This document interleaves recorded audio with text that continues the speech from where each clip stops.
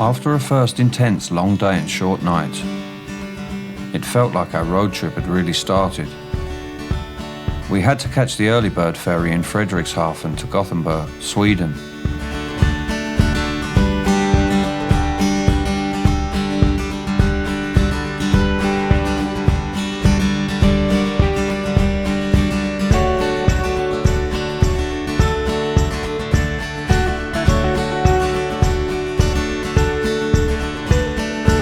It was time for a rest. We were all exhausted, but our thoughts were still flying.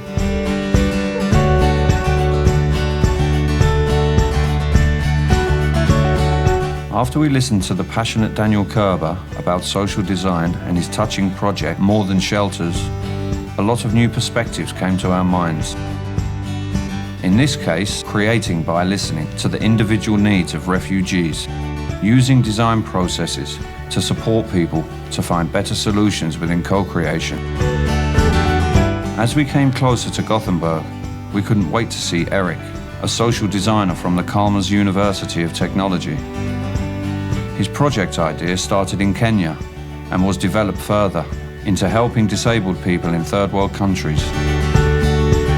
Together with his friend Christian, he redesigned a wheelchair for their special needs.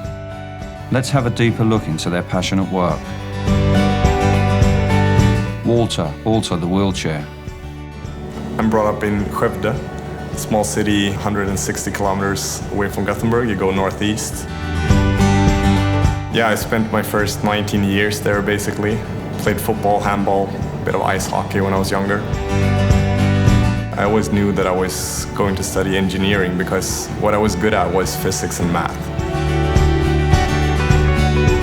And then I kind of thought of Stockholm or Gothenburg, and well, Gothenburg is close enough. I'm a bit of a mama's boy, so wouldn't like to have my family too far away, so that's basically why it was Gothenburg.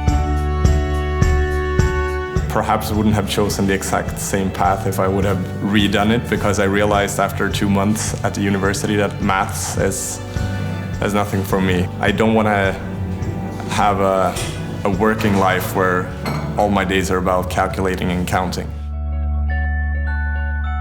I think I realized quite quickly here that working with people is what I like and what I perhaps do best. I do it better than what I do with maths and physics.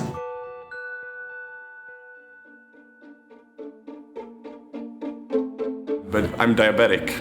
So when I started studying, I kind of always were interested in, I'm slightly a cyborg. So I have this insulin pump attached to my body. And it's quite shitty. These are really, really expensive. This is like 3,000 euros. And it looks like a combination between a really old Nokia cell phone and a video game from the mid-80s. So I quite instantly thought that someone should make those things better. I didn't know if it was gonna be me, but a kind of interest in medical equipment started. So that was perhaps before the social design aspects. Like I didn't think that far. It was more like someone needs to make these products better, and why not me?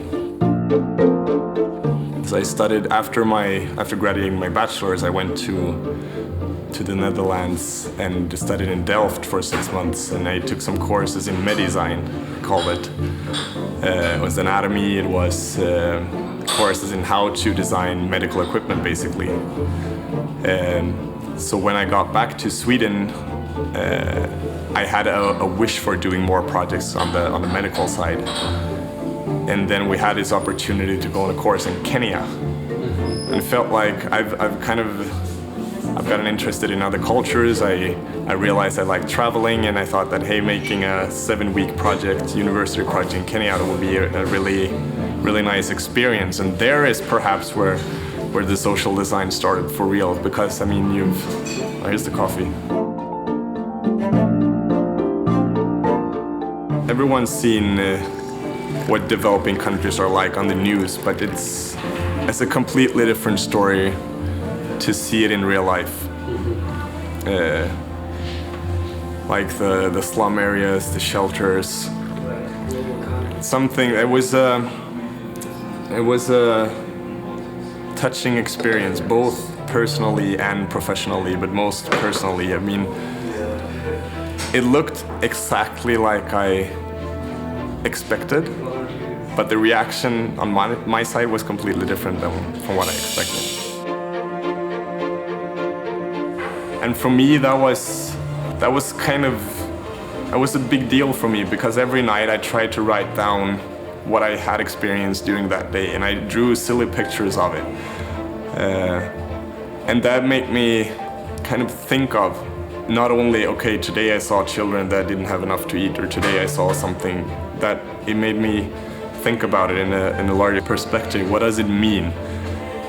So I think that constantly having these thoughts rolling in my head made this experience not only a physical experience where things happen and it's funny and it's sad, and it made me those reflections were important for me. What can we do? What can I do? What if all designers in the world, not only designers, what if all people in the world dared and had the courage to make one project each in a developing country? What if it was 4 weeks? What if it was 1 week?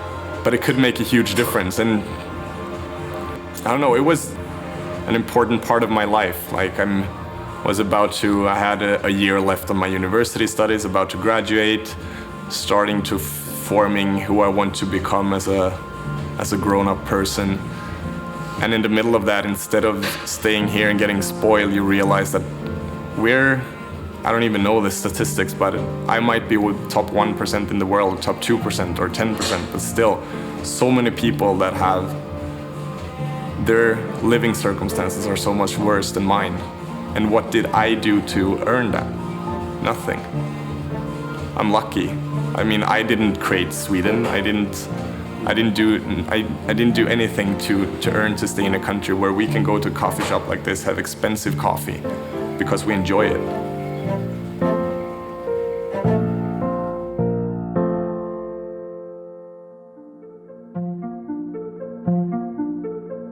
I don't know, but it made me think a lot about, I mean, the world is so not equal, and it's not based on what we earn or perform or what we do. Because I mean, that I had the opportunity to, I've a master's degree in industrial design engineering, and I didn't pay a single penny to do it. And it is because I'm lucky to be born in a country where that system exists. The children born in Kenya, they have made just as little as I when they are born, but still they are placed in circumstances that are so much worse. So I think it's a responsibility of us that have these opportunities, as I do and did, to do something. And what's the best way of doing it? I have still no idea. It's also something I've thought about a lot. Is it a good way to send money to places where they don't have it? Is it a good way to go down there? I still think it's a better idea to go and try to help, whatever help means.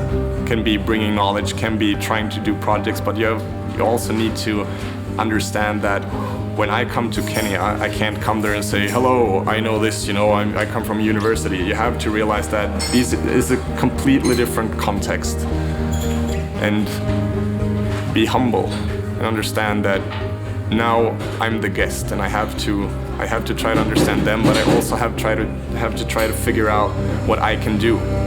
Because we went down to Kenya with knowledge which some people there doesn't have. So I mean, sharing knowledge is perhaps one of my favorite ways of learning and teaching. I think that's very important, because even though some people have university degrees, some people have worked all their lives, some people are children, some people are men, women, or something else, it doesn't matter, because I think we all have knowledge we can share with each other and grow together as a society.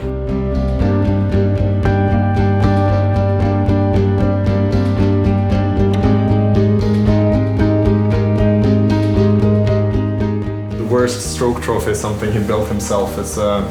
It's a chopped off leg from a sofa, and he works at an interior design store, and they have these I don't know. Men, so it says the worst stroke. Hold 14, I think. But still, won the trophy.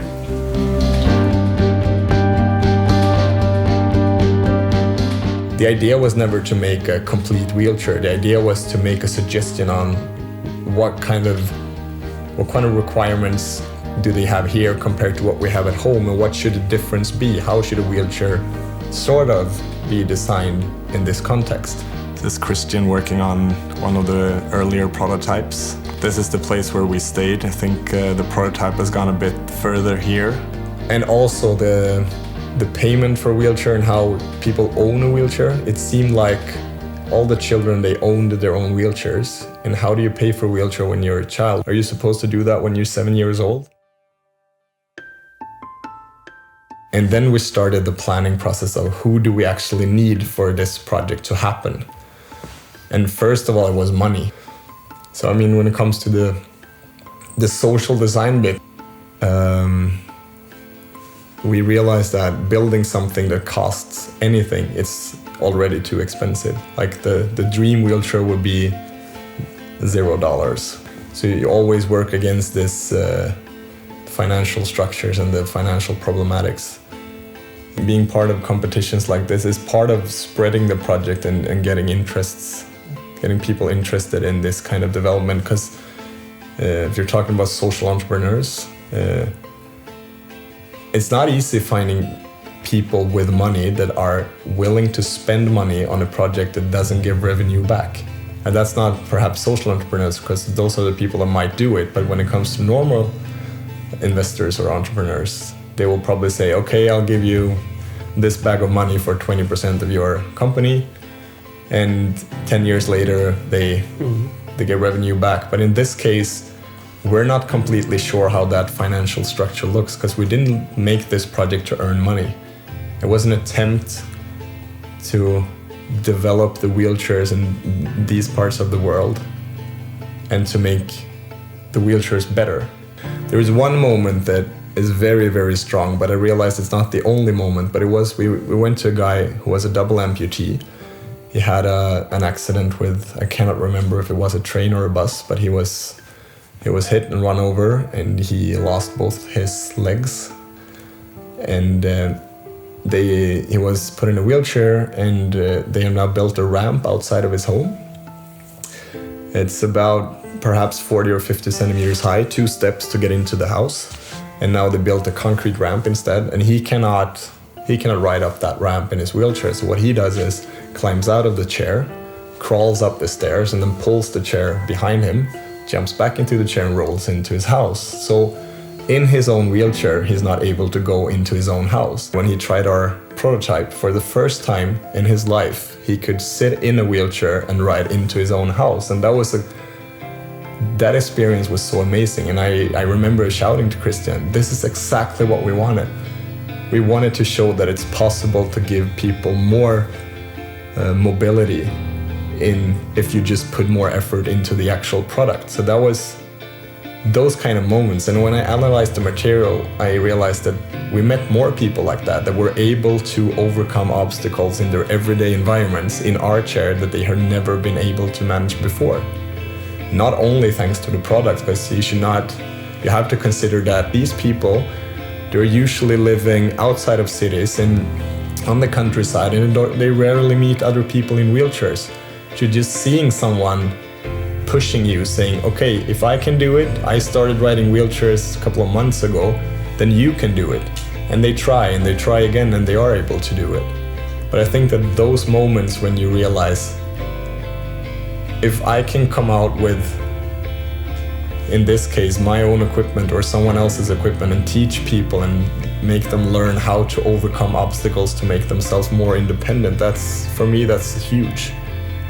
I mean, I can't sacrifice all my life. If it's impossible to live out of it, like I need enough money to at least pay for my own food also. But I don't really need more than that. So if I can invest my time and my knowledge in projects like this and still have a decent life, I mean, if I can eat and sleep, that's enough for me, and that would give me so much more if I could provide something back.